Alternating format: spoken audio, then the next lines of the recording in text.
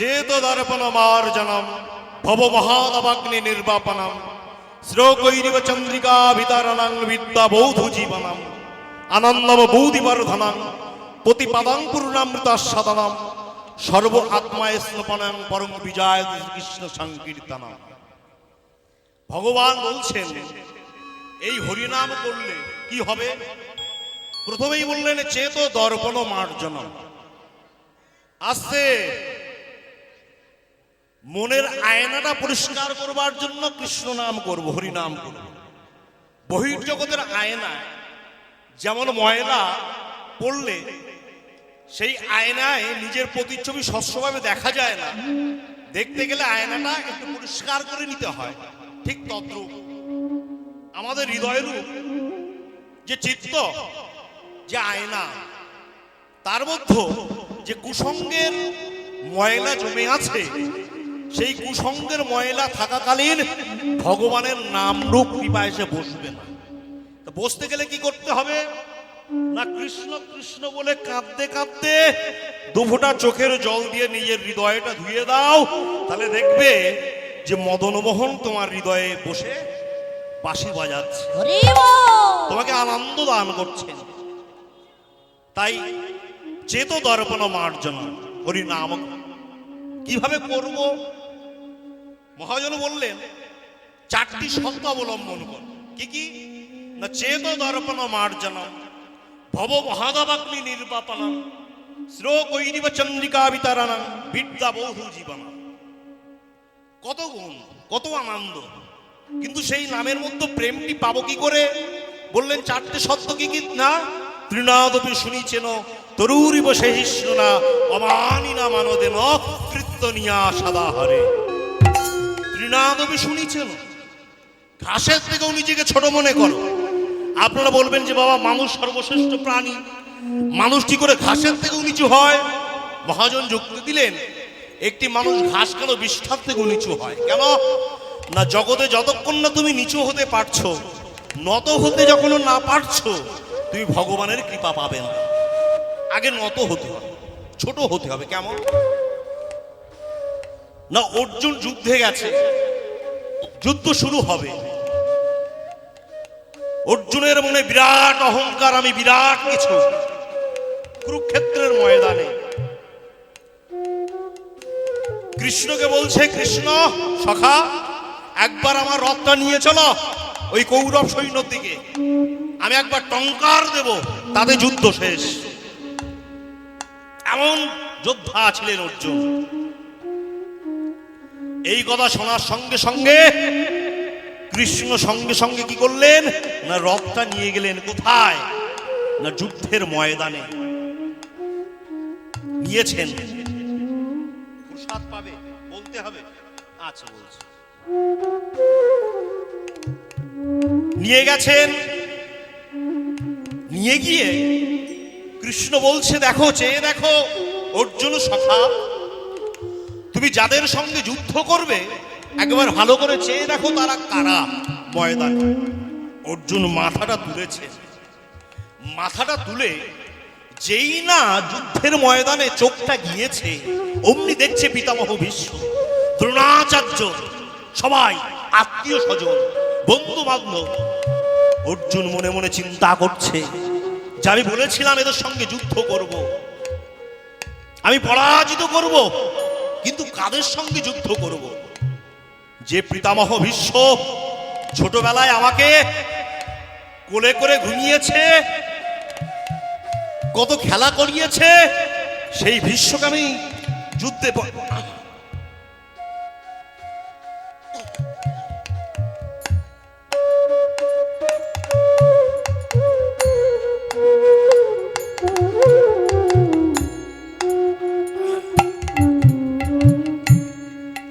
পরাজিত করব পারবো না। অর্জুন বসে পড়েছে, বলছে, কৃষ্ণ দয়াময়, আমি তোমার কাছে হাত জোর করে বলছি, আমি আর যুদ্ধ করতে পারবো না। দেখো এত সময় আমি এখন যেই না দেখছেন সম্মুখে আত্মীয় স্বজন তখন কৃষ্ণকে বললেন, কৃষ্ণ আমি আর যুদ্ধ করতে পারবো না, আমার দেহে শক্তি নাই, আমার হাত থেকে আমার ধনুকটা পড়ে যাচ্ছে, আমি কি করে যুদ্ধ করব?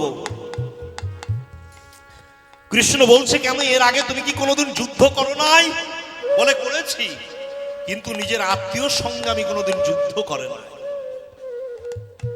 শোনো অর্জুন, কৃষ্ণ বলছে, তুমি যদি যুদ্ধ না করো তাহলে সিংহাসন পাবে কি করে? বলে, রক্ত ধোয়া সিংহাসন আমি চাই না। কি খাবে? বলে, আমি ভিক্ষা মেঘে খাবো, কিন্তু আমি যুদ্ধ করব। কৃষ্ণ কথা বলতে শুরু করেছে, বলছে, শোনো অর্জুন, তোমার মুখে এই ন্যাকা কান্নাটা মানায় না। এত সময় আমি করছিলে, আর এখন যুদ্ধ পারবো না, শক্তি নাই, কি হলো? বলছে, না আমি পারবো না। কৃষ্ণ হাসতে হাসতে বলছে, তুমি মূর্খের মতন বলছো তখন থেকে, মারতে পারবো না, মারতে পারবো না। তুমি জেনে রেখো, এই জগতে মারবার একমাত্র আমি আছি। একজন মানুষকে জীবিত করতে পারি, আবার মৃত্যুবরণও করতে পারি, সেটা আমি পারি, তুমি কিছুই পারো না, তাই না? ওমা, ও বাবা, শোনো শোনো, কত অপূর্ব কথা। দেখো, কুরুক্ষেত্রে যুদ্ধ শেষ, এমন সময় সবাই জিজ্ঞাসা করছে রাজসভার ভিতরে বর্বরীর কাছে, যে বলো বর্বরী, তুমি যুদ্ধ দেখেছো, এই কুরুক্ষেত্রে যুদ্ধে সব থেকে সর্বশ্রেষ্ঠ যোদ্ধা আগে। বর্বরী বলছে, তাহলে আমি বলি? বলে, হ্যাঁ বলো। অর্জুন বেশ বুকটা ফুলিয়ে নিচ্ছে, যে আমি ধনুর্বান অর্জুন, আমি যুদ্ধে জয় করেছি। যুধিষ্ঠির মনে মনে চিন্তা করছে, আমার নামটাই বলবে। আসছে ভীম মনে মনে চিন্তা করছে, আমার নামটাই বলবে।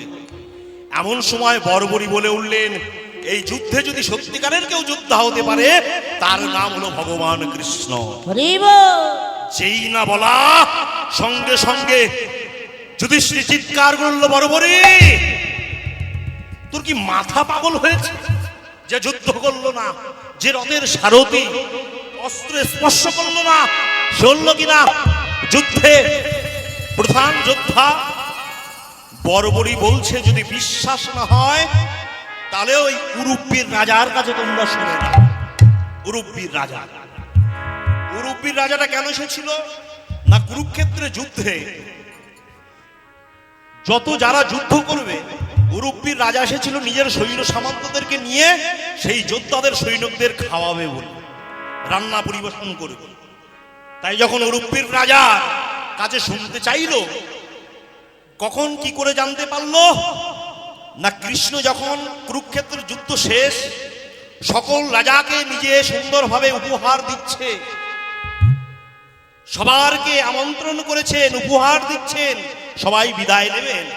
এমন সময় যেতে যেতে হঠাৎ করে উরুব্বির রাজার সঙ্গে দেখা এসেছেন, হাত জোর করেছেন। কৃষ্ণ বলছে, দাঁড়াও, তোমার কাছে আমার একটা কথা আছে। কি কথা? যে বলে, যুদ্ধের খাবার দাবার প্রস্তুত করতে তুমি, তা তুমি এইটা বলো যে আজকে যুদ্ধে কতজন বাঁচবে, কতজন থাকবে, কি মরবে, এটা তুমি কি করে জানতে? কেন না, তুমি যখন খাবার প্রস্তুত করতে দেখতাম যে কোনোদিন খাবার এক থালা বেশিও হতো না, কমও হতো না, তাহলে সমান সমান হলো কি করে? উরুব্বির রাজা বলতে শুরু করেছে। আর যুধিষ্ঠির, অর্জুন, ভীম সবাই শুনতে শুরু করেছে। বলে, শোনো কৃষ্ণ, তাহলে বলি কি না, যখন যুদ্ধ চলতো, যুদ্ধের আগের দিন রাত্রে আমি তোমার শিবিরে কি করতাম জানো? কিছু চানা ছোলা ভাজা রেখে আসতাম বাটিতে, আর যখন ছোলা ভাজা রাখতাম, ওই ছোলা ভাজাগুলো গুনে গুনে রেখে দিতাম। আর যখন গুনে রাখতাম, আর আমি দেখতাম তুমি ঘরে প্রবেশ করেছো, আমি দাঁত দিয়ে তোমার দিকে লক্ষ্য রাখতাম।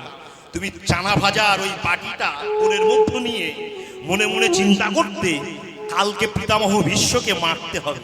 তা কি করে মারবো না, অর্জুন ওই দিক দিয়ে যাবে, আর এই দিক দিয়ে এই শত্রুরা যাবে, আর চক্রগো ভেদ করবে, আর অর্জুন তীর ছুড়বে, ভীষ্মকার এই প্রাণত্যাগ করবে। এই বলে বলা, আর একটা করে চানা ছোলা গালের ভিতরে দিয়ে চিবিয়ে আবার বাটিটা ওখানে রেখে দিত। তখন মুরব্বীর রাজা বলছে, ওই ছোলা ভাজা গণনা করে আমি বুঝতে পারতাম যে আগামীকাল কতগুলো সৈন্য থাকবে আর কতগুলো বাঁচবে কতগুলো মরবে। তাই শোনো অর্জুন ভীম, তোমরা শুধু মরা মানুষকে মেরেছো, কৃষ্ণ ওদেরকে মেরেই রেখেছিল। তুমি শুধু মরা মানুষকে মেরেছো। তুমি জানো না অর্জুন, তুমি যে ধনুকধারী, তুমি অহংকার করছো। ওই দয়াময় কৃষ্ণ যদি না থাকতো, এক মুহূর্তে কর্ণ তোমাকে বিনাশ করে দিত। এত শক্তিশালী ছিল কর্ণ। কর্ণ যখন যুদ্ধ করছে, কৃষ্ণ সারথি হয়ে বসে আছে অর্জুনের রথে, কর্ণ বাণ ছুটছে আর অর্জুনের রথ এক এক ইঞ্চি করে দূরে সরে যাচ্ছে। আর এই দিক দিয়ে অর্জুন বাণ ছুটছে, 10 হাত দূরে চলে যাচ্ছে অর্জুনের রথ। এইবার আবার কর্ণ বাণ ছুড়েছে, অর্জুনের রথ 1 ইঞ্চি সরে গেছে। কৃষ্ণ উঠে হাততালি দিয়ে বলছে, দেখো অর্জুন, দেখো কত বড় যোদ্ধা তোমার সামনে দাঁড়িয়ে আছে। আহা, কি অপূর্ব যুদ্ধ, কত কৌশল, কত বীর, কত শক্তিশালী, চেয়ে দেখো। অর্জুন বাণ ছুড়েছে, 10 হাত দূরে চলে গেছে। অর্জুন উঠে বলছে, কৃষ্ণ তুমি কি আমার দলের না কর্ণের দলের বলো তো? বলে কেন? বলে কর্ণ বাণ ছুটছে 1 ইঞ্চি সরে যাচ্ছে, আর আমি বাণ ছুটছি 10 হাত সরে যাচ্ছে, আর তুমি বলছো কর্ণ বড় যোদ্ধা। কৃষ্ণ হাসতে হাসতে বলছে, অর্জুন তুমি জানো না কর্ণ কত বড় যোদ্ধা। বলে কেন? না তোমার রথে ত্রিলোকের ভগবান আমি বসে আছি, আর উপরের ধ্বজায় মহাবলী শক্তিশালী হনুমান বসে আছে। এত শক্তি থাকা সত্ত্বেও 1 ইঞ্চি করে দেখো রথটা টলে টলে পড়ছে। আর আমরা যদি না থাকতাম, তোমার এই রথ কর্ণ বিশ্ব ব্রহ্মাণ্ডের বাইরে পাঠিয়ে দিত এক ধনুর্বাণ। এমন শক্তিশালী, তাই না? আস্তে কর্ণ এত শক্তিশালী ছিল, কোনোদিন কপটতার আশ্রয় নেয়নি কর্ণ, কোনোদিনও নেয়নি। কেমন না, যখন যুদ্ধ হচ্ছে, রথের সামনে অগ্নিবাণ, অগ্নি জ্বলছে, যেই না কর্ণ পিঠ থেকে ধনুর্বাণ তুলেছেন, তুলে যেই না সেই ধনুর্বাণটি আঘাত করতে যাবে, হঠাৎ দেখছে ধনুর্বাণের পিছনে একটি সর্প উঠে এসেছে। যেই না সর্পকে দেখেছেন, কর্ণ চমকে উঠেছেন। তুমি কে? সর্পটা বলছে, কর্ণ আমি অশ্বসেন, আমি অশ্বসেন। এই পৃথিবীর যত বিষধর সাপ আছে, সকল বিষধরের সাপের মধ্যে আমি 1 নম্বর সাপ। আমি যদি কাউকে 1 ফোঁটা বিষ দিই, সে সঙ্গে সঙ্গে সেখানেই মৃত্যুবরণ করবে, কেউ তাকে রক্ষা করতে পারবে না। শোনো কর্ণ, কি আমারও শত্রু অর্জুন, তোমারও শত্রু অর্জুন। তুমি এক কাজ করো। কি করব? বলে তুমি শুধু, আমি অগ্নিকুণ্ড পার হতে পারবো না, তুমি তোমার ধনুক করে আমার অগ্নিকুণ্ডটা পার করে দাও, অর্জুনের রথে পাঠিয়ে দাও। আর কথা দিলাম, আমি অর্জুনকে বিনাশ করবই করব। কর্ণ বলেছিল, ওরে কপট, তুই কি ভাবছিস আমি কপটতার আশ্রয় নিয়ে জিতবো? আর সমাজের মানুষ সারা জীবনে জেনে যাবে যে কর্ণ কপটতার আশ্রয় নিয়েছে। সমাজের আগত যে প্রজন্ম, তাদের সামনে কর্ণ মুখ দেখাবে কি করে? আমি মৃত্যু বরণ করতে পারি, কিন্তু আমি ছলনা নিয়ে কোনোদিন যুদ্ধে জয়ী হতে পারবো না। এই অশ্বসেন সাপ কেন অর্জুনের শত্রু হলো মা? না, যখন অর্জুন একদিন বনপ্রদেশ দিয়ে হাঁটতে হাঁটতে যাচ্ছে, যেতে যেতে দেখছে সম্মুখে একটা সাপ পড়ে আছে। সেই সাপটা গর্ভবতী। অর্জুন কি করেছে, যে সাপ যদি অন্যকে কামড়িয়ে দেয়, তা সাপের পুঁছটা, লেজটা ধরে ওই পাশে অগ্নিকুণ্ড জ্বলছে ওখানে ছুঁড়ে দিয়েছে।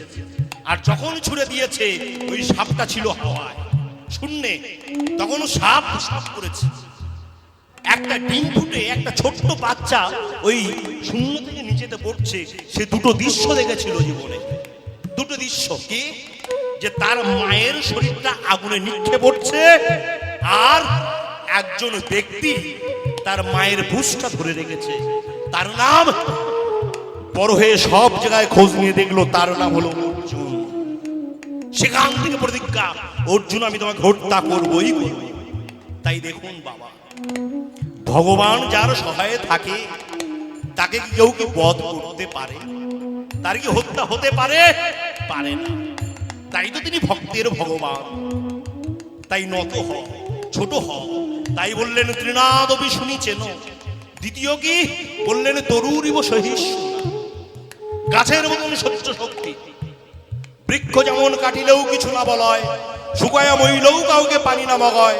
যেই যে মাগায় তারা দেয় আপন ধন, ধর্ম বৃষ্টি সয় আনের করে রক্ষণ। তৃতীয় বললেন অমানি না, নিজের মান সম্মান বোধ রাখলে চলবে না। আমি এত জ্ঞানী লোক, অত গুণী লোক, এই মান সম্মানের সিংহাসনে যদি বসে থাকো, মহাপ্রভুর প্রেম তুমি কোনোদিনও পাবে না। ছোট হতে হবে, নত হতে হবে। কেন? মহাজন যুক্তি দিচ্ছেন, এই জগতে সবাই আমরা একটা মাটির কুসকলসির মতো। কেমন কেমন মাটির কুসকলসি? বলে এক ভক্ত, সরল ভক্ত, বৈশাখ মাসের প্রখর তাপে ঘরে গিয়ে এক গ্লাস কুসকলসির জল পান করে বলছে, কুসকলসি বলতে পারো? বাইরে এত তাপ, সবাই গরমে দগ্ধ হয়ে যাচ্ছে, কিন্তু তোমার জল কেন এত শীতল? তখন কুসকলসি বলছে, দেখো না মানুষ, আমি সকল সময় নিজেকে ভাবি যে এই মাটি থেকে আমার দেহটা তৈরি হয়েছে, আর একদিন মাটিতেই আমার দেহটা মিশে যাবে। তাই আমার অহংকারও হয় না, আর জলও গরম হয় না। তাই মানুষ, তুমি যে অহংকার করছো শুনে নাও, এই দেহটা কে দিয়েছে? ভগবান দিয়েছেন, এসেছে। আর এই দেহটা তিনি যখন ডাক দেবেন, পঞ্চভূতে দেহটা বিলীন হয়ে যাবে। কিসের অহংকার? অহংকার করো না, অহংকার ত্যাগ করো। আর চতুর্থ কি বললেন? অমানি না মানো দেন, অপরকে সম্মান করা শেখো। এই চারটে সত্য যদি আমরা মেনে চলতে পারি বা গাইতে পারি, মহাপ্রভুর প্রেম আমরা পাবোই পাবো। সেই মহাপ্রভু গৌর সুন্দর আজকে ভক্তগণকে সঙ্গে নিয়েছেন, সঙ্গে নিয়ে আজ কৃষ্ণ নাম হরিনাম খেলা করছে। ভক্তগণকে সঙ্গে নিয়ে আজ খেলছেন। খেলতে খেলতে হঠাৎ করে মনে পড়ে গেল সেই বৃন্দাবনে জন্মাষ্টমীর কথা। তাই যেই না মনে পড়েছে, অমনি আমার মহাপ্রভু ভক্তগণকে সঙ্গে নিয়ে আনন্দে খেলা করছে। এই দেখো, খোলো করতাল বাজায়ে রসালো, বাজায়ে রসালো, কীর্তন জনম লীলা, ও কীর্তন জনম লীলা। খোলো করতালো বাজায়ে রসালো, কীর্তন জনম লীলা, ও কীর্তন জনম লীলা। আবেশে আমার গৌরাঙ্গ সুন্দর, আবেশে আমার গৌরাঙ্গ সুন্দর, গোপবেশনীর লীলা। আবেশে আমার গৌরাঙ্গ সুন্দর, গোপবেশনীর লীলা। ওই দেখো, গোপবেশে প্রভু সাজিল ভালো, গোপবেশে প্রভু সাজিল ভালো। নদিয়ায় প্রভু গৌর ছিল, গোপবেশে সাজিল ভালো, নদিয়ায় প্রভু গৌর ছিল। নিতাই গৌর হরি হরি, নদিয়ায় এসে গৌর ভালো, নদিয়ায় সাজিল ভালো, নদিয়ায় এসে গৌর ভালো, গোপবেশে সাজিল প্রভু। তাই মহাজন বললেন, হরি নাম শ্রবণ করো। কেমন করব? বললেন, শুনতেই যদি হয়, শ্রোতা যদি হতে হয়, কেমন হতে হবে? বললেন, মহারাজ পরীক্ষিতের মতো, পরীক্ষিতের মতন শ্রোতা হতে হবে। কেন না? পরীক্ষিতের যখন শুনল মৃত্যু আসন্ন, আর 7 দিন পরে মৃত্যু তার হবে, যখন সুখদেব গোস্বামী পাদের কাছে বসলেন, তখন এক মুহূর্তের মধ্যে তার জল তৃষ্ণাও পেল না, তার ক্ষুধাও লাগলো না। সুখদেব গোস্বামী পাদ বলেছিলেন, পরীক্ষিত যাও, ওঠো, তুমি জল পান করো, খাদ্য গ্রহণ করো। কিন্তু পরীক্ষিত বলেছিলেন, আপনার কথার মধ্যে যে নাম রূপ আস্বাদন অমৃত আমি পান করেছি, আমার এই জগতে আর কোনো ক্ষুধা তৃষ্ণা নাই, কোনো ক্ষুধা তৃষ্ণা নাই। তাই শ্রোতা হতে হবে। এই যাই বাচ্চা, এই জগতের শ্রোতা হলো 4 প্রকার। শুনে রাখো মা, 4 প্রকার। 2 প্রকার প্রধান শ্রোতা। শ্রোতা হলো 2 প্রকার। এক হচ্ছে উত্তম শ্রোতা, আর একটা হলো মধ্যম শ্রোতা, অধম। উত্তম আর অধম শ্রোতা। আবার সেই উত্তম শ্রোতা 4 প্রকার। শুনে রাখো মা, কি কি? প্রথমেই বললেন মীন, মৎস্য শ্রোতা। মৎস্য শ্রোতা কেমন? বলে মাছ যখন জলের মধ্যে থাকে, মাছের লক্ষ্য থাকে একাগ্রতা, মাছের চোখে পলক পড়ে না। তো তুমি যখন হরি কথা শুনবে, তোমার নয়নটা থাকবে ওই ঈশ্বরের মনের দিকে, ঈশ্বরের চরণের দিকে, মৎস্যের মতো এক মন করে শুনবে, তাকে বলা হয় মৎস্য শ্রোতা। দ্বিতীয় কি বললেন? হংস শ্রোতা।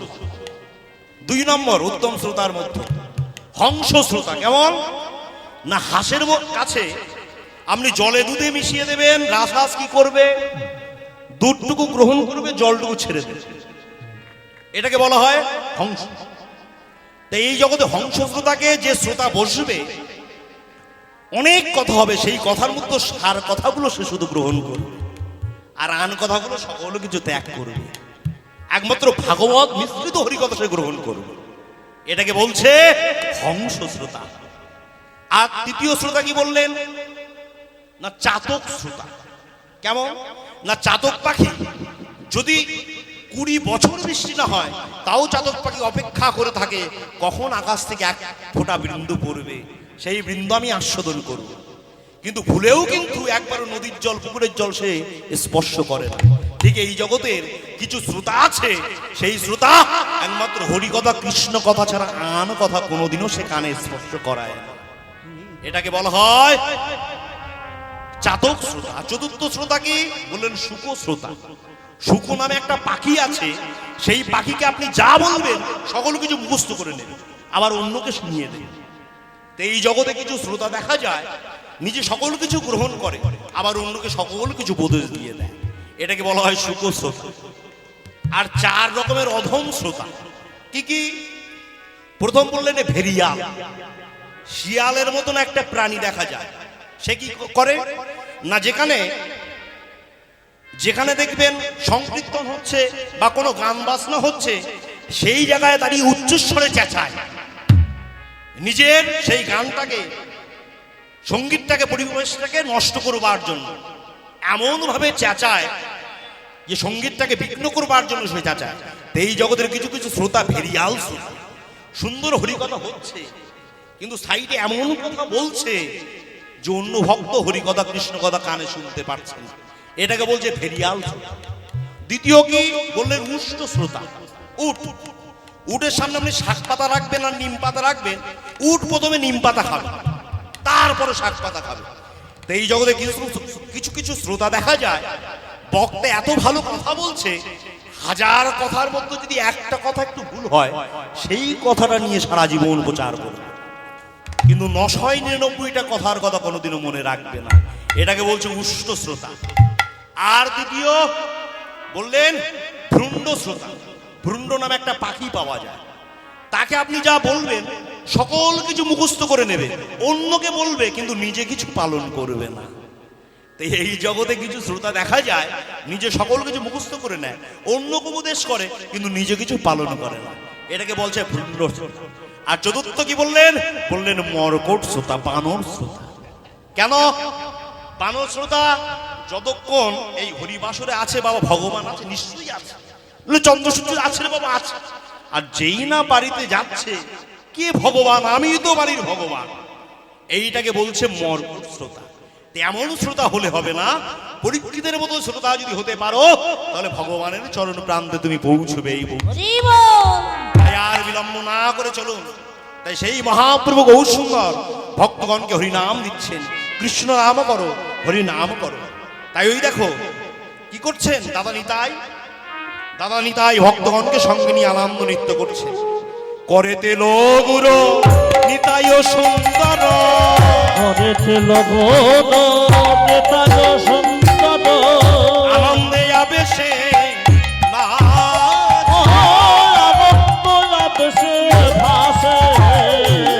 রামায় মোহে রাম গৌরী দাস। নাচে তারও পাছে ও গো নামাজি মজে তার গৌর দাস নাচে তারও পাশে পাছে ওই তো আমার নিতাই নাচে ওই তো আমার তাই নাচে নাচে নিতাই নাচে ও গো নাচে নিতাই নাচে নিতাই বলো নিতাই নাচে নিতাই নাচে ও গো শোনো নিতাই শোনো নিতাই নিতাই নিতাই নাচে বলো নিতাই বলো নিতাই বলো নিতাই বলো নিতাই গৌর হরি হরি বলো নিতাই বলো নিতাই বলো নিতাই বলো নিতাই বলো নিতাই বলো নিতাই বলো নিতাই বলো নিতাই মধুময় সুধাম বৃন্দাবনে আজ কৃষ্ণে আজ কংসের বাবা উগ্রসেন বসে বসে কৃষ্ণ নাম হরিনাম করছে। কংস চিৎকার করল, বন্ধ করো বিষ্ণু গান। কেন না, আমি আমার রাজ্যে প্রচার করেছি, আমার রাজ্যে কেউ বিষ্ণু নাম করবে না, ও শুনবেও না। বিষ্ণু হলো আমার শত্রু, আর তুমি আমার সামনে বসে তুমি বিষ্ণু নাম করছ। বাবা উগ্রসেন চুপ করে রইলেন। কেন না, ভক্তকে দুরাচারীর সঙ্গে তর্ক করে না, কোনোদিনও করবে না।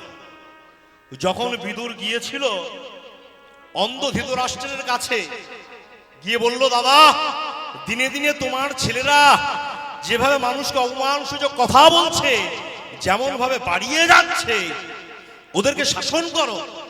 যেই না বলা দুর্যোধন ছুটে এলেন। তবে রে মূর্খ ভিগ্ন বিদুর, তুমি আমাদের শাসন করতে আছিস, ঘাট ধাক্কা দিয়ে বার কর। বিদুর বলেছিল আমাকে বার করতে হবে, আমি নিজেই চলে যাচ্ছি। তা বিদুর তো বড় যোদ্ধা ছিল, সে তো ধনুর্বাণ নিয়ে বলতে পারে, দেখি কি আমাকে বার করবি, কিন্তু বললেন না। কেন না, বিদুর জানতো এরা যেমন ভাবে মানুষকে অপমান সূচক কথা বলছে, যেমন ভাবে অহংকার দাম্ভিক হয়ে পড়েছে, একদিন সেই পাপের আগুনেই এরা পুড়ে মরবে। আমি কেন সময় নষ্ট করব, ওর থেকে এই সময়টা আমি তীর্থ ভ্রমণ করে আসি। তাই নত হও, ছোট হও, তবেই তো তুমি সিংহাসনের মালিক হতে পারবে। কেমন কেমন ছোট না, কুরুক্ষেত্রের যুদ্ধ শুরু হবে প্রায়।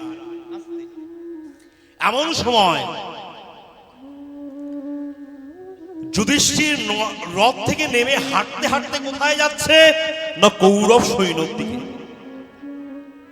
দুর্যোধন দেখেছে বিষয়টা।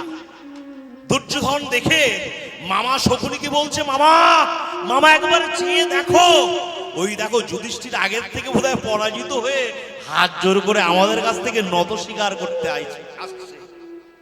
দেখো। শকুনি বলছে, দাঁড়া আগে আসতে দে, কেন আসছে শোন, দেখ কেন আসছে, ধৈর্য ধর। যুধিষ্ঠির আসছেন, ধর্মে করবে মনে স্থির, তার নাম যুধিষ্ঠির। যুধিষ্ঠির আসছেন, কোথায় যাচ্ছেন না, যেখানে ভীষ্ম পিতামহ দাঁড়িয়ে আছে রথের উপরে। যুধিষ্ঠির গিয়ে পিতামহ চরণ ধরে প্রণাম করেছে। হে দাদু, এই যে রক্তক্ষয়ী যুদ্ধ শুরু হবে, এই যুদ্ধে কে বাঁচবে কে মরবে তা আমি জানি না দাদু, কিন্তু আমি যে শুনেছি মহাজনের মুখে যে মহতের চরণের ধুলি মাথায় নিয়ে মরতে পারলে নাকি তার কৃষ্ণের চরণে সে চলে যায়।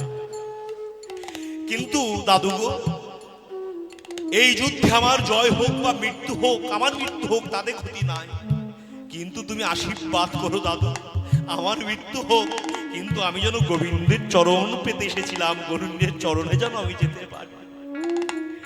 যেই না বলা বিশ্বদেব দুটি হাত তোর আশীর্বাদ দিচ্ছেন, যা আমি তোকে আশীর্বাদ দিলাম, বিজয়ী ভব। এইবার গেলেন কোথায়, দ্রোণাচার্য। আশীর্বাদ দিলেন বিজয়ী ভব। মামা শৈল আশীর্বাদ দিচ্ছেন বিজয়ী ভব। এবার যুধিষ্ঠির কোথায় চলেছেন? মামা শকুনির কাছে। হাঁটতে হাঁটতে চলেছেন, হাঁটতে হাঁটতে যেতে যেতে যেই না শকুনিকে প্রণাম করা, শকুনি আর থাকতে পারলো না। আমি তোদের এত শত্রুতা করেছি, তোদেরকে পুড়িয়ে মারবার চেষ্টা করেছি, জুয়া খেলে নিঃস্ব করে দিয়েছি, তবু তোরা প্রণাম করতে আসলি। আয় আয়, বুকে জড়িয়ে ধরে আশীর্বাদ দিচ্ছেন। যা, আমি তোকে আশীর্বাদ দিলাম, যশস্বী ভব। যেই না আশীর্বাদ দেওয়া, দুর্যোধন চিৎকার করলো, মামা তুমি আমার খাও, আর ওকে তুমি আশীর্বাদ দিলে কেন? শকুনি মামা হাসতে হাসতে বলছে, ওরে দুর্যোধন বলতো, তুই আমারও ভাগ নেই, ও আমারও ভাগ। তুই বল যদি দুর্যোধন, তুই বেঁচে থাকতে তুই আমাকে কোনোদিন প্রণাম করেছিস? একটা প্রণামও কোনোদিন তুই আমাকে করিসনি। কিন্তু তুই দেখ, যাদেরকে পুড়িয়ে মারবার চেষ্টা করেছি, যাদের বউকে বিবস্ত্র করবার চেষ্টা করেছি, যুদ্ধের আগে গুরুর আশীর্বাদ নিতে এসছে। সে যুদ্ধে জয়ী হোক বা পরাজয়ী হোক সেটা বড় নয়, মহতের আশীর্বাদটা তার কাছে অনেক বড়। তাই বাবা, আমি তোকে আশীর্বাদ দিয়েছি, যুদ্ধে জয়ী হবেই হবে, আশীর্বাদ দিয়েছে। এই হলো যুধিষ্ঠির। কত নেয়, কত নত, কত ধৈর্য। সংসার যুদ্ধক্ষেত্রে স্ত্রী, তার নাম যুধিষ্ঠির। সংসার যুদ্ধক্ষেত্রে স্ত্রী কেমন নত, কেমন নত না, নারদ একদিন কৃষ্ণকে বলেছিল, গো দয়াময়, এই যে কুরুক্ষেত্রে যুদ্ধ হয়ে গেল, এই তোমার এক পক্ষ বিচার আমার ভালো লাগলো। বলে কেন? বলে তুমি শুধু ওই পাণ্ডবদের দিকে গেলে, কৌরবদের দিকে কেন গেলে না? এ তোমার এক পক্ষ বিচার হয়ে গেল। কৃষ্ণ বলেছিল, বেশ নারদ, তোমাকে পরীক্ষা করবার জন্য পাঠাচ্ছি। কোথায়? বলে তিনখানা ফুলের মালা তুমি নিয়ে যাও। কি কি ফুলের মালা? ওরা শুনে নাও। একটা হলো উত্তমের মালা, একটা হলো মধ্যমের মালা, আর একটা হলো অধমের মালা। তিনটি মালা নিয়ে কোথায় যাবে? বলে যাও দুর্যোধনের রাজ দরবার। গিয়েছেন নারদ। দুর্যোধনের জয় হোক, যেহেতু আগমন, এসো নারদ বলো। বলে কৃষ্ণ তিনখানা মালা দিয়েছে তোমার রাজ্যে উত্তমকে। সঙ্গে সঙ্গে দুর্যোধন বলছে, এই রাজ্যে আমার মতো উত্তম ব্যক্তি আর কে আছে? গলা বাড়িয়ে দিয়েছে, মালাটা গলায় পরিয়ে দিয়েছে। বাহ, এইবার বলো মধ্যমকে। বলে আমার রাজ দরবারে যদি মধ্যম হতে পারে, তাহলে আমার মামা শকুনি মধ্যম। দিয়ে দিয়েছে। অধম এমন সময় রাস্তা দিয়ে একটা মেথর হাঁটতে হাঁটতে যাচ্ছে, তাকে ডেকে নিয়ে বলে, এই হলো রাজ্যের অধম, মালাটা পরিয়ে দিয়েছে। পরীক্ষা শেষ, চলেছেন নারদ কৃষ্ণের কাছে। দয়াময়, পরীক্ষা শেষ হয়ে গেছে। কি হয়েছে না, দুর্যোধন পড়েছে উত্তমের মালা, মধ্যমের মালা শকুনি মামার গলায়, আর একটা মেথরকে দিয়েছে অধমের মালা। বাহ, এইবার তিনটি মালা ধরল। তিনটি মালা নিয়ে যাবে কোথায়? বলে যাও যুধিষ্ঠিরের কাছে। যুধিষ্ঠিরের কাছে প্রবেশ করেছে। জয় হোক যুধিষ্ঠিরের, জয় হোক। বাহ, কত আগমন! আপনি এসেছেন, অহং ভাগ্য, অনেক ভাগ্যের ফলে বৈষ্ণব আসিয়া মেলে। আসন, আসন গ্রহণ করুন। আপনি এসেছেন, আমি কৃতার্থ বোধ করছি। বলুন কে পাঠিয়েছে? বলে কৃষ্ণ পাঠিয়েছে। যুধিষ্ঠির বলছে, দয়াময় কৃষ্ণ আমাদের কথা মনে রেখেছে, সে পাঠিয়েছে। বাহ, কেন পাঠিয়েছে? বলে তিনখানা মালা নিয়ে পাঠিয়েছে। কেন? বলে বলো, তোমার রাজ্যে, তোমার এই রাজ্যে সব থেকে উত্তম ব্যক্তিকে।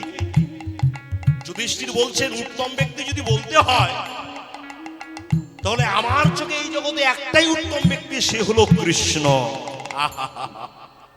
সে হলো কৃষ্ণ দয়াময়। বাহ, এইবার বলো যুধিষ্ঠির, তোমার রাজ্যে মধ্যম ব্যক্তিকে। বলে মধ্যম ব্যক্তি যদি বলতে হয়, আমার সামনে যে নারদ ঋষি বসে আছেন, আপনি মধ্যম। বলে কেন? বলে যে সংসার ধর্ম সকল কিছু ত্যাগ করে জীবের উদ্ধারণের জন্য কৃষ্ণ কৃষ্ণ বলল, তার মতো মধ্যম আর কি হতে পারে? বাহ! এইবার বলো যুধিষ্ঠির, এই জগতের অধম কে? যেই না বলা, এই জগতের অধম কে? যুধিষ্ঠির মাথা নিচু করে ঝরঝর করে কাঁদতে কাঁদতে যুধিষ্ঠিরের নয়নের জলে বক্ষ ভেসে যায়। নারদ বলে, যুধিষ্ঠির শুধু কাঁদছো, কিছু বলছো না? বলে, নারদ ঋষি, আপনি কি অন্ধ হলেন? বলে, কেন? যে আপনার সামনে লোভী কামক যুধিষ্ঠির বসে আছে, তার মতো অধম এই জগতে কে বা হতে পারে? বলে, কেন নিজেকে অধম বলছো? বলে, কেন বলবো না? দেখো, যে ভগবানকে পাওয়ার জন্য যুগ যুগ ধরে কত সাধুগুরু বৈষ্ণব চেষ্টা করছে, কত ধ্যান ধারণা করছে, কিন্তু তার চরণ সান্নিধ্য লাভ করতে পারছে না।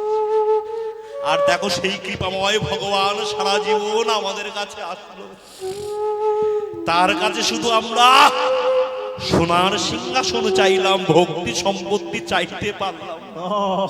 আমার মতো অধম কে হতে পারে?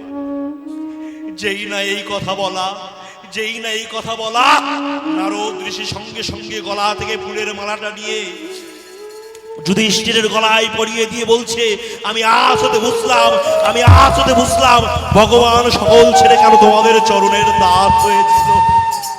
এই যে নত হওয়া, এই যে ছোট হওয়া, এর মতন বড় পৃথিবীতে আর কেউ হতে পারে না, কেউ হতে পারে না। ছোট ভাবো, নিজেকেও নত ভাবো, অধম ভাবো। তাই আজ কংসের পিতা উগ্রসেন চুপ করে রয়েছেন, কোনো কথা বলছে না। কংস বলছে, শোনো বাবা, তোমার জায়গায় যদি অন্য কেউ বিষ্ণু নাম করতো, আমি তার জিহ্বা ছেদন করে দিতাম, কিন্তু তুমি আমার বাবা, আমি তোমার জিহ্বা ছেদন করতে পারবো না, কিন্তু আমি ছেড়েও দেব না। কি করবে? আমার কারাগারে আমি তোমাকে বন্দী করে রাখবো। উগ্রসেন এই কথা শুনে হো করে হেসে উঠল। বলে, হাস্য কেন? তোমার কি বিশ্বাস হচ্ছে না? বলে, না রে কংস, কেন হাসি কেন জানিস? বলে, ভগবানের দেখ কত কৃপা। দেখুন উগ্রসেনের কত অপূর্ব যুক্তি। বলে, দেখ ভগবানের কত কৃপা। কেন? তোমাকে আমি জেলে পাঠাচ্ছি, কারাগারে পাঠাচ্ছি, তোমার কৃপা কেন? বলে, দেখ, এই জগতে আমি রাজা হয়েছিলাম, কত রাজ্যে আমার মাথা এই রাজ্যের দায়িত্ব ছিল, আমি প্রাণ ভুলে কৃষ্ণ কৃষ্ণ বলে কাঁদতে পারিনি।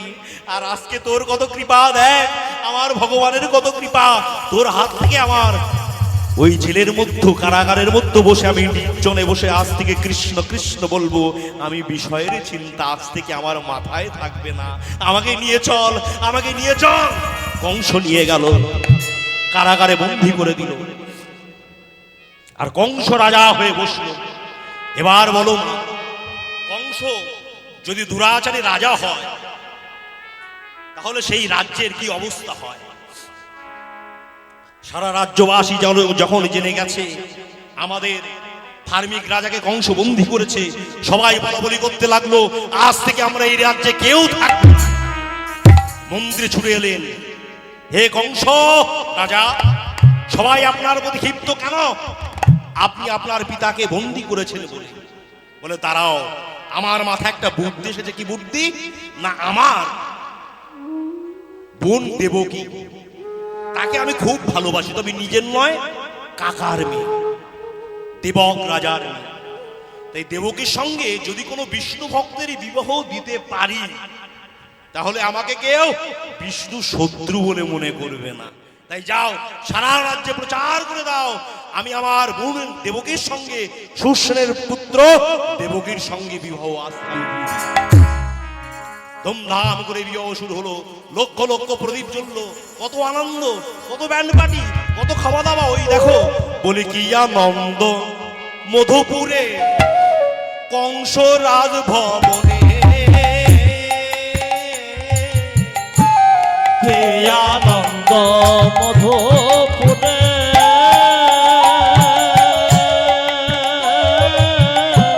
কংস রাজভবনে, কি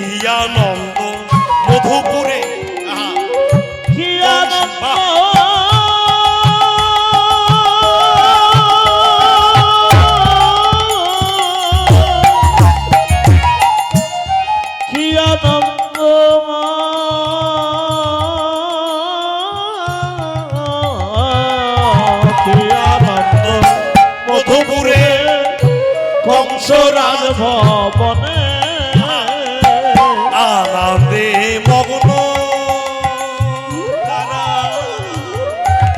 জয় ধ্বনি করে আর আনন্দে মগ্ন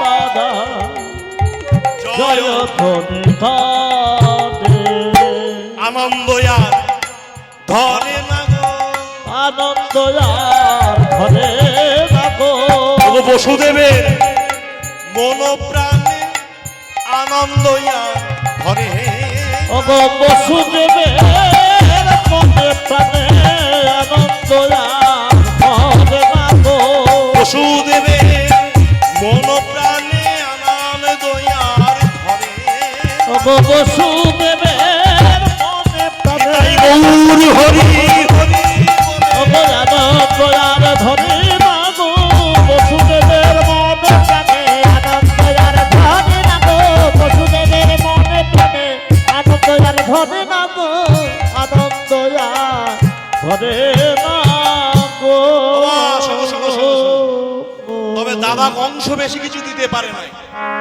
বোনের বিয়েতে কি দিয়েছে যৌতুক? 400টা হাতি দিয়েছে, 400টা কম করে হাতি দিয়েছে, আর রথ দিয়েছে 1800, আর ঘোড়া দিয়েছে 10,000, আর মেয়ের দেখভাল করবার জন্য দাসী দিয়েছে 200। তো ছেঁড়া কাপড় পরো নয়, স্বর্ণ অলঙ্কার পরা দাসী। আরো কত মণিমুক্ত, ওই দেখো বলি মণিমুক্ত প্রবলাতি পরশ পাথর মনে মুক্ত প্রবলাতি পরশ পাথর দেখি বসুদেবের বিদগ্ধ সঙ্গে বসুদেবের বিদগ্ধ আগেকার দিনে আর একটা নিয়ম ছিল। কি নিয়ম? না, বোন যদি শ্বশুর বাড়িতে যায় তার নিজের দাদা বা ভাই তাকে রাখতে যাবে।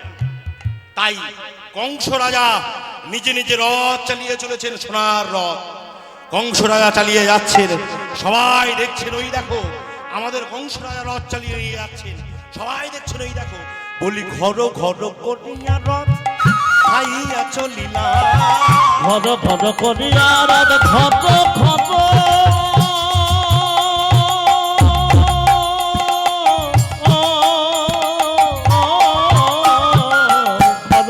করিয়া খাইয়া চলিল কালে দৈববাণী শুনিতে পাইল, পারেতে দৈববাণী শুনিতে পারিল ওই দেখো হঠাৎ দৈববাণী হলো, হঠাৎ দৈববাণী হলো হঠাৎ দৈববাণী হলো, হঠাৎ দৈববাণী হলো কংস তাহা শুনতে পাইল, হঠাৎ কংস তাহা শুনতে পেল হঠাৎ দৈববাণী হলো হঠাৎ দৈববাণী হলো। হে বুড়ো কংস, তুমি যাকে এগিয়ে নিয়ে আসছো, জানো তার গর্ভের সন্তান তোমায় কি করবে? কি? তুমি যাহারে লইয়া আনন্দে মাতিয়া এই নগরে করেছ ভ্রমণ। তুমি যাহাতে লইয়া আনন্দে মাতিছ নগরে করিছ ভ্রমণ তার অষ্টম গর্ভের সন্তান আসিয়া অংশ পথিবে তোমার তার অষ্টম গর্ভের সন্তান আসিয়া পথিবে তোমার জীব অংশ তোমার ধ্বংস হবে, বংশ তোমার ধ্বংস হবে তোমার অহংকার চূর্ণ হবে, বংশ তোমার ধ্বংস হবে অহংকার তোমার চূর্ণ হবে ধ্বংস তোমার ধ্বংস হবে এইবার যেই না বলেছে মূঢ় কংস, তুমি যাকে নিয়ে গিয়ে যাচ্ছ তার অষ্টম গর্ভ সন্তান তোমাকে হত্যা করবে। মুহূর্তের মধ্যে স্তব হয়ে গেল শোভাযাত্রা।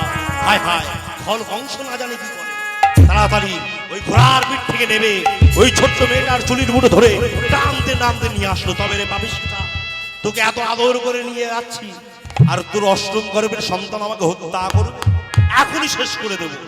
মুহূর্তের মধ্যে ঝকঝক করে উঠল তরোয়ার। বিপদে ভেঙে পড়তে নাই। যতক্ষণ বল আছে, যতক্ষণ বুদ্ধি আছে, বিপদের সম্মুখে গিয়ে যেতে হয়। ও বাবা, ও মা, বসুদেব বুদ্ধিমান ব্যক্তি। তাড়াতাড়ি ঘোড়ার রথ থেকে নেমে মুখে হাসি আসছে না, তবু হাসি টেনে টেনে বলছে, দাদা, এমন শুভ দিনে, এমন শুভক্ষণে ওই ছোট্ট মেয়েটাকে এমন করে কেন মারছো তুমি? কংস বলছে, একবার তুমি দেখো নাই, শোনো নাই নিয়তি কি বলেছে?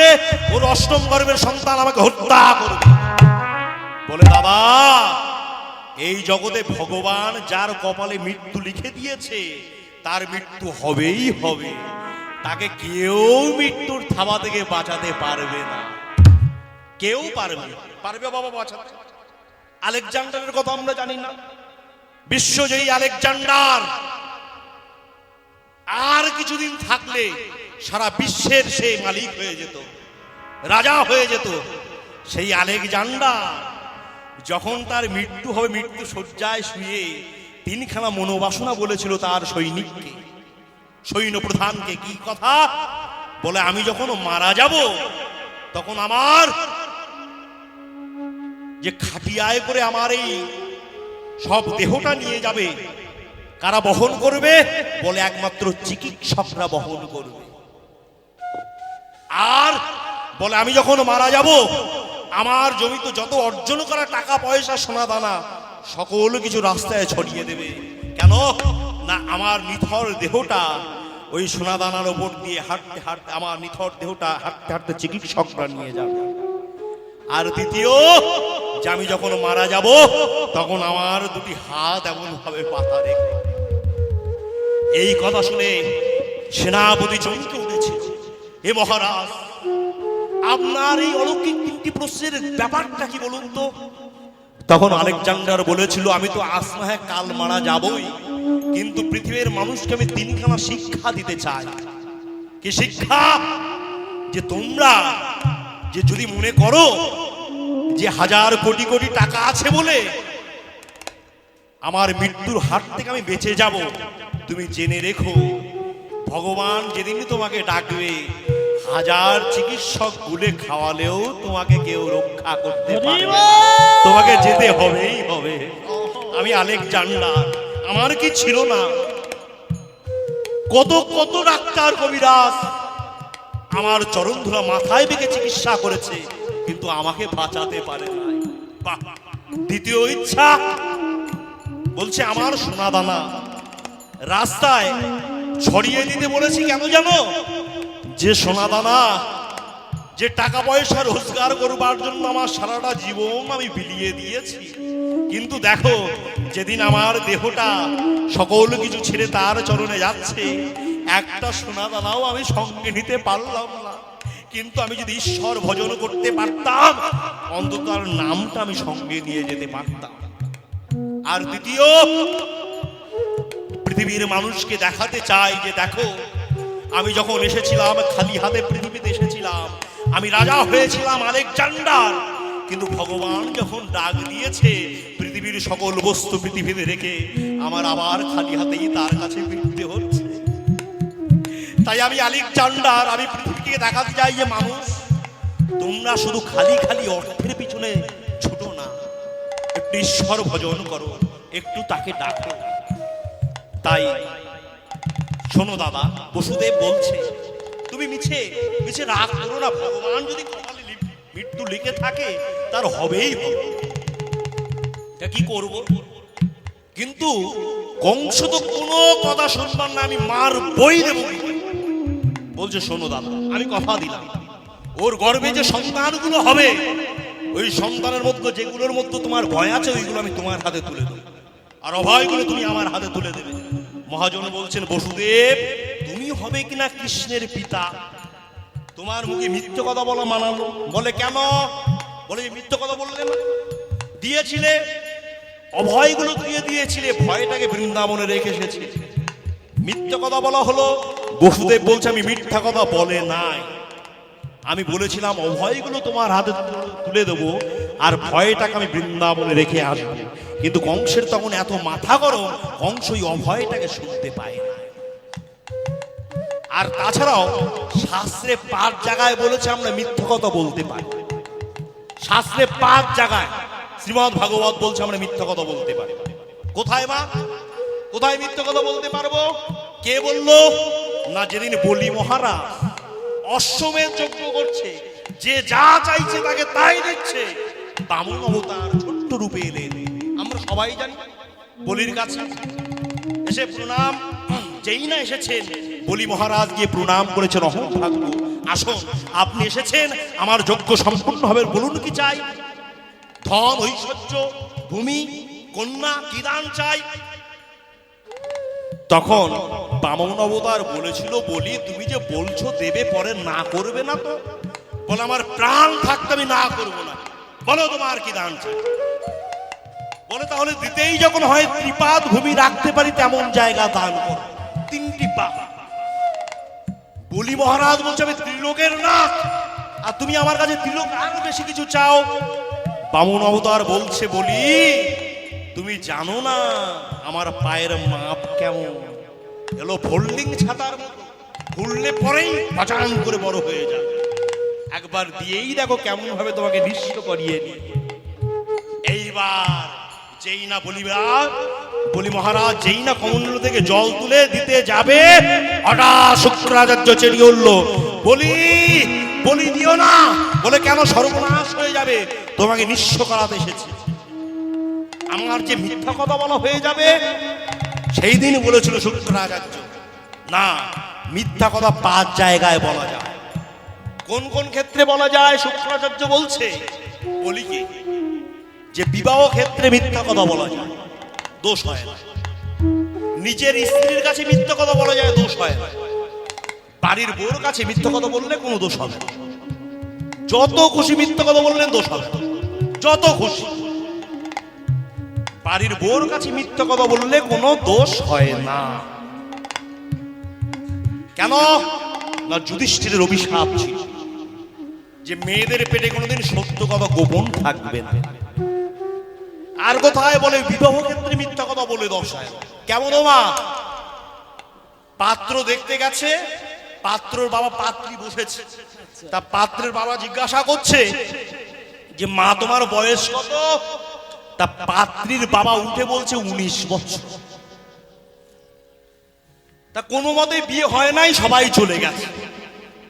আবার 5 বছর পরে সেই সম্বন্ধ আবার ঘুরে এসেছে, আবার মেয়ে বসেছে। আবার পাত্রের বাবা জিজ্ঞাসা করেছে মা তোমার বয়স কত? পাত্রীর বাবা উঠে বলে 19। বলে কি সর্বনাশ, 5 বছর আগে এসেছিলাম তখনও 19, এখনো 19। মেয়ের বাবা বলছে ভদ্রলোকের এক কথা কোনোদিন নচ্চর হয় না। 5 বছর আগে এসেছিল তখনও 19, এখনো 19, 5 বছর পরে আসলো 19। তাই বিবাহ ক্ষেত্রে মিথ্যা কথা বললে কোনো দোষ হয় না, কোনো দোষ হবে না, কিন্তু একটা লিমিট রাখতে হবে। এমন মিথ্যা কথা বললাম যাতে লাস্টে মার খেতে হয়, এমন মিথ্যা কথা বললে হবে। কেমন না? ছেলের মেয়ে দেখতে আসবে ছেলে, তা ছেলের বাবা বলছে এই খোকা অনেক কষ্ট করে সম্বন্ধটাকে রাজি করেছে, চ্যাটার্জি বাড়ির মেয়ে, বিরাট ঐশ্বর্য, তুই এক কাজ করিস, কি করবো বাবা? যে মেয়ের বাবা যা বলবে তুই বেশি বেশি করে বলবি। ও মা, বেশি বেশি করে বলতে বলেছে। তা ছেলে গিয়ে চেয়ারে বসেছে, মেয়ের বাবা জিজ্ঞাসা করছে বাবা তোমার পড়াশোনা কত দূর? তা ছেলে 8 পর্যন্ত পড়াশোনা করেছে। তা ছেলে বাবা বলেছে বেশি বেশি করে বলতে, তা ছেলে বলছে এমএ অনার্স বলে দিয়েছে। এইবার মেয়ের বাবা জিজ্ঞাসা করছে বাবা তোমার হাইট কত, লম্বা হাইট কত? ছেলের হাইট 5 ফুট 8, কিন্তু বেশ শরীরটা ফুরিয়ে বলছে 6 ফুট 2 ইঞ্চি। বাড়ি বাড়ি বলতে বলেছে, বাড়ি বাড়ি বলতে হবে। এইবার ছেলের কি হয়েছে? কাশি লেগেছে, করে কেসে উঠেছে। মেয়ের বাবা বলছে বাবা তোমার কি ঠান্ডা লেগেছে, কাশি হয়েছে? বলে না, ওই ছোটখাটো রোগ আমার ছোটখাটো রোগ ক্যান্সার। আর যেই বলেছে যুদ্ধ মেরে ওকে বিদায় করে দিয়েছে। তাই অতিরিক্ত মিথ্যা কথা বললে হবে না, একটা মাপ থাকতে হবে। তাই বলছে বেশ, এইবার কোথায় মিথ্যা কথা বলা যায়, বলে ব্যবসা ক্ষেত্রে। আপনারা দেখবেন যে বেলা 11টা বেজে গেছে, বাজারে যাবেন, যে সবজি বলবে বাবু 10 টাকা দিয়ে কিনেছিলাম কেজিতে, আপনাকে 5 টাকায় দিয়ে দেবো। এই দাড়ি পাল্লা ছুঁয়ে বলছি, একদম ফার্স্ট ক্লাস মিথ্যা কথা, একদম মিথ্যা কথা। চপের দোকানে যাবেন, যত ঠান্ডা চপ হোক না কেন আপনাকে বলবেই গরম চপ। বাসের ভিতরে যত ভিড় থাকুক কন্ট্রাক্টর বলবে পিছনে ফাঁকা, এটা বলবেই, এটা ব্যবসা ক্ষেত্রে হবেই। একটা ছেলে ব্যবসা করে, তার নাম গোপাল। তা বাবু গেছে তার কাছে খাট কিনতে, বলে গোপাল একটা ভালো দেখে খাট দে তো। হ্যাঁ বাবু, যা খাট দেবো না, একবার দুর্দান্ত কাঠ। কি কাঠ? বলে একবার ছুঁয়ে কথা দিচ্ছি, শাল কাঠ। বাড়িতে নিয়ে গিয়েছে, যেই 2-4 জন বসেছে তবাস করে ভেঙে পড়েছে। বাবু ছুটতে ছুটতে কি বলে, তুই মিথ্যা কথা বললি কেন? বলে কই মিথ্যা কথা বলেছি? তুই যে ছুঁয়ে বললি শাল কাঠ। বলে হ্যাঁ, আমি যে পায়াটা ছুঁয়েছিলাম ওইটা শাল, আর বাকি সব ফুলো শিরিষ কাটে। এটাকে বলা হয় ব্যবসা ক্ষেত্রে মিথ্যা কথা। দ্বিতীয় কি বললেন, হাসি মজা ক্ষেত্রে মিথ্যা কথা বলা যায়। আর চতুর্থ, যাহাই মঙ্গল তাহাই সত্য। কেমন? মায়ের কাছে টাকা আছে, কিন্তু ছেলে জেদ ধরেছে, দুপুর বেলায় মা 5 টাকা দাও, আমি আইসক্রিম খাবো। মা বলছে আমার কাছে টাকা নাই। মিথ্যা বললে অপরাধ হবে, কিন্তু এখানে অপরাধ হবে না কেন? না, মা জানে এই দুপুর রোদ্রে যদি ছেলেটা ঠান্ডা আইসক্রিম খায়, ছেলেটা ঠান্ডা লাগতে পারে। তাই যাহাই মঙ্গল তাহাই সত্য। তাই 5 জায়গায় মিথ্যা কথা বলা যায়। তুমি না করে দাও, বলো আমি দেব না। তুমি জানো না তোমার দরবারে কে এসেছে? বলে কে? বলে তোমার ঠকানোর জন্য তোমার দরবারে ওই ত্রিলোকের ভগবান আজকে আঁচল পেতে চলে এসেছে। যেই না এই কথা বলা, বলি বলছে গুরুদেব, গুরুদেব আগে ভাবছিলাম আমি দেব কি দেব না, কিন্তু এখন আমি ভাবছি আমি দেবই দেব। কেন দেবেই দেবে কেন? বলে আমি দেবই দেব, আর আমি জগৎকে দেখাবো, দেখো জগৎ, যে যে যার কাছে জগতের সকল মানুষ আঁচল পেতে ভিক্ষা চায়, সেই ভগবান আজকে বলির কাছে ভিক্ষা চাইতে এসেছে। আমি ভিক্ষা দেবো, আর জগৎবাসীকে বলবো, দেখো জগতের জীব, ভগবান এসে আমার কাছে ভিক্ষা চাইতে। ভগবান এসে, আহা। তাই শোনো, বসুদেব বলছেন 5 জায়গায় মিথ্যা কথা বললে দোষ হয় না। এইবার বসুদেবের যেই নেই কথা শুনেছে, সঙ্গে সঙ্গে কংস বললেন, বাহ, আমি কথা দিলাম তোমাদের 2 জনকে আমি প্রাণে হত্যা করব না, কিন্তু আজ থেকে তোমরা 2 জন আমার কারাগারে বন্দী হয়ে থাকবে। ওমা, মহাজন বলছেন কি কথা? মহাজন বলছেন যে বসুদেব দেবকী যেমন ওই কংসের কারাগারে থেকে ভগবানকে কেঁদে কেঁদে পেয়েছে, আমরাও যদি সংসাররূপ কারাগারে থেকে ভগবানকে কেঁদে ডাকতে পারি, তাহলে আমরাও ভগবানকে একদিন পাবোই পাবো। তাই বসুদেব আর দেবকী কংসের কারাগারে আর কাঁদে, আর বলে, দয়াময়, আর যে সহ্য করতে পারছি না, এসো দয়াময় এসো, আর সহিতে না পারি, ওগো ভব ভয় হারি, কৃপা করে এসো এ ধরা, আহা কৃপা করে এসো এ ধরা,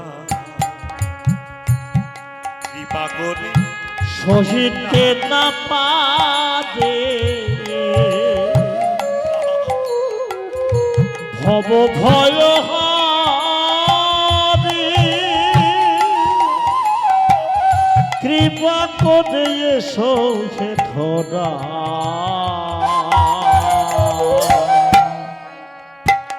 তুমি কৃপা করে এসো হে ধরা।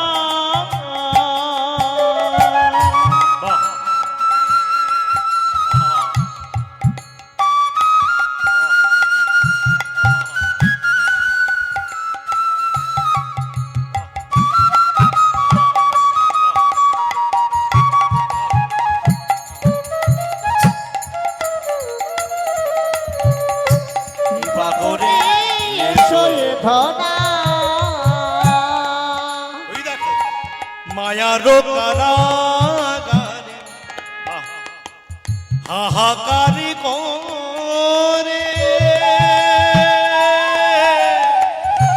দেখেছি যে কতবার তব নাম ধরে। ওগো মায়ার কারাগার হাহাকার করে দেখেছি যে কতবার তব নাম ধরে। তুমি যে ভগবান রাগ ভক্তের কৃপা করে এসো এ ধরা কৃপা করে এসো এ ধরা। কৃষ্ণ করুণা করুণা শুদ্ধ দীনবন্ধু জগৎপথ জগৎ পথে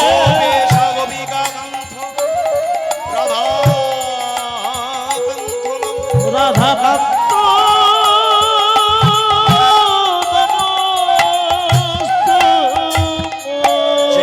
এমন ভাবে ডাকা ভগবান দৈববাণী হলো মাগো তুমি অমন করে কেঁদো না। আমি কথা দিয়েছি অষ্টম গর্ভের সন্তান হয়ে যাব, প্রথম তো যেতে পারবো না, তারা তো মৃত্যুবরণ করবে। ওমা এই দেবকীর 6 পুত্রের মৃত্যু হলো কেন? এরা ছিল মরীচি ঋষির পুত্র। 6 পুত্র যখন বনের মধ্যে খেলা করছিল তখন তাদের পিতামহ ব্রহ্মা তার নিজের কন্যাকে আলিঙ্গন করছে, এটা থেকে উপহাস করে হেসেছে। তাই ব্রহ্মা অভিসম্পদ করেছিল, যা আমি অভিসম্পদ করছি যে তোরা যেমন অসুরের মতন হাসলি অসুর বলে তোদের জন্ম হবেই হবে। তারা চরণ ধরে ক্ষমা ভিক্ষা চাইলেন, বলে তা আসার নয়, তবে কবে না আগামী জন্মে যেদিন তোমাদের নিজ পিতা নিজের হাতে দেব দিবে সেই দিনই তোমাদের অপরাধ খণ্ডন হয়ে যাবে। তাই কথা ছিল নিজের পিতার হাতে যদি মৃত্যু হয়, কিন্তু কে জন্মগ্রহণ করলেন কালনিমির ঘরে, কিন্তু কালনিমি মারা গেছে কি হবে?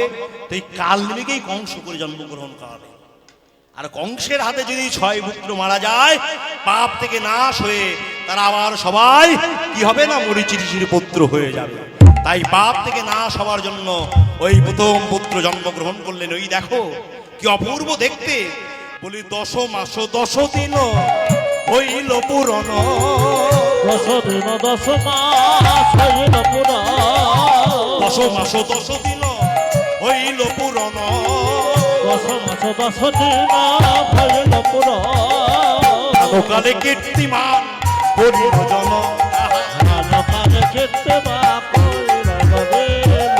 গগনের চাঁদ নেমে এলো, গগনের চাঁদ নেমে এলো, চাঁদ নেমে এলো, গগনের চাঁদ নেমে এলো। শিবরা মুখ নিয়ে গগনের চাঁদ নেমে এলো, হাসিবরা মুখ নিয়ে গগনের চাঁদ নেমে এলো।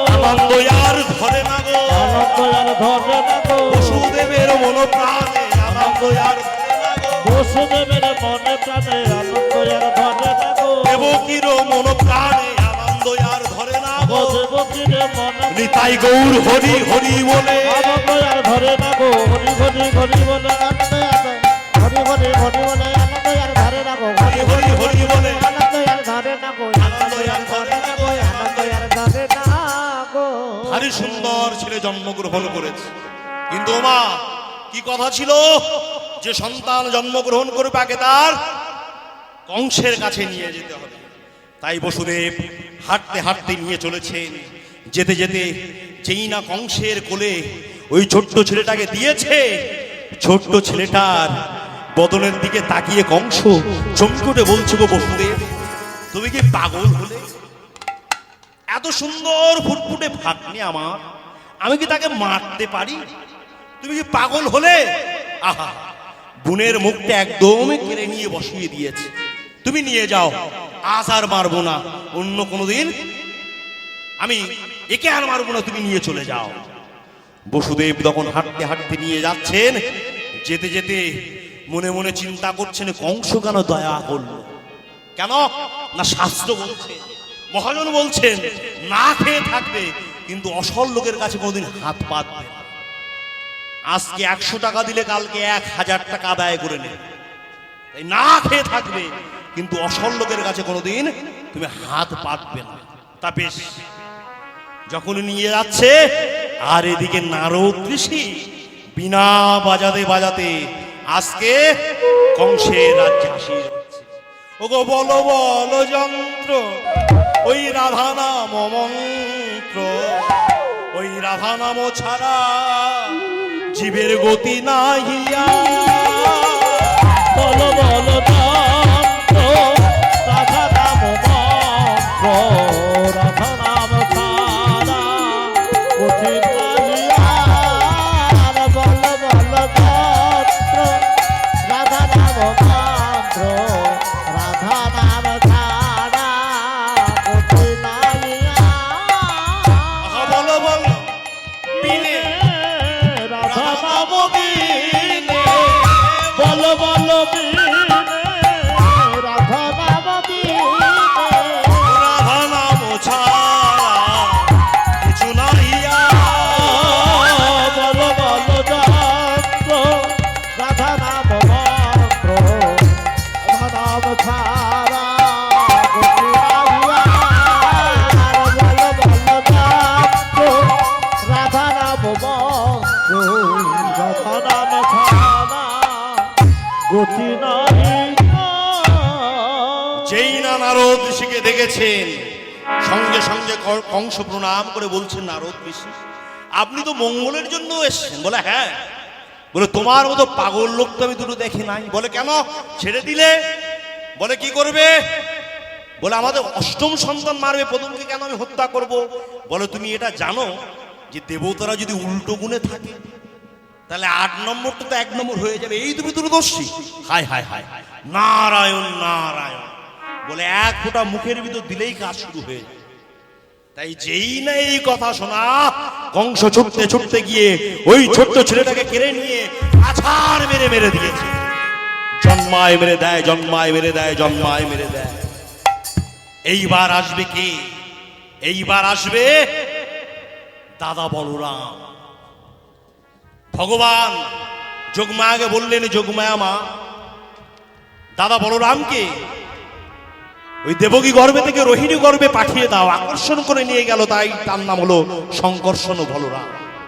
আর এক নাম হচ্ছে বলাই। কেন বলাই? বলাই বলাই যিনি নাম বলাই তিনি হলেন গুরু দত্ত।